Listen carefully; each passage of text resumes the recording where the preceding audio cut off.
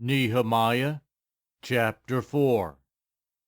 When Sanballat heard that we were rebuilding the wall, he became angry and was greatly incensed.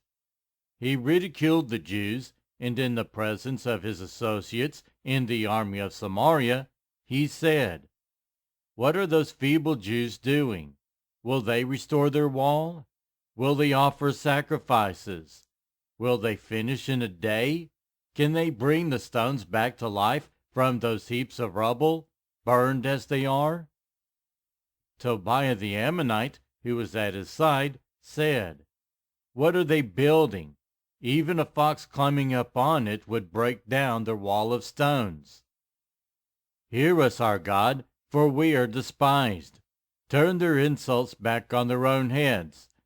Give them over as a plunder in the land of captivity. Do not cover up their guilt or blot out their sins from your sight, for they have thrown insults in the face of the builders."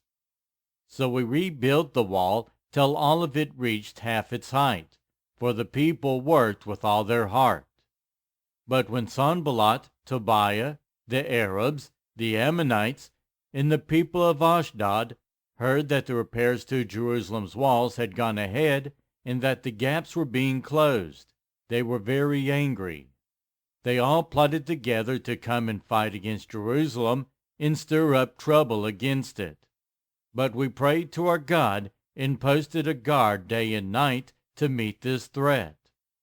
Meanwhile, the people in Judah said, "The strength of the laborers is giving out, and there is so much rubble that we cannot rebuild the wall." Also our enemies said, "Before they know it or see us, we will be right there among them, and will kill them and put an end to the work." Then the Jews who lived near them came and told us 10 times over, "Wherever you turn, they will attack us." Therefore I stationed some of the men behind the lowest points of the wall at the exposed places, posting them by families with their swords, spears, and bows. After I looked things over, I stood up and said to the nobles, the officials, and the rest of the people, "Do not be afraid of them. Remember the Lord, who is great and awesome, and fight for your families, your sons and your daughters, your wives and your homes." When our enemies heard that we were aware of their plot, and that God had frustrated it, we all returned to the wall, each to our own work. From that day on, half of my men did the work, while the other half were equipped with spears, shields, bows, and armor. The officers posted themselves behind all the people of Judah who were building the wall. Those who carried materials did their work with one hand and held a weapon in the other, and each of the builders wore his sword at his side as he worked. But the man who sounded the trumpet stayed with me.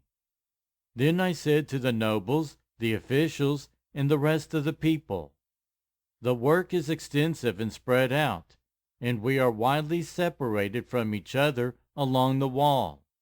Wherever you hear the sound of the trumpet, join us there. Our God will fight for us." So we continued the work with half the men holding spears, from the first light of dawn till the stars came out. At that time I also said to the people, "Have every man and his helper stay in Jerusalem at night, so they can serve us as guards by night and as workers by day." Neither I nor my brothers, nor my men nor the guards with me, took off our clothes. Each had his weapon, even when he went for water.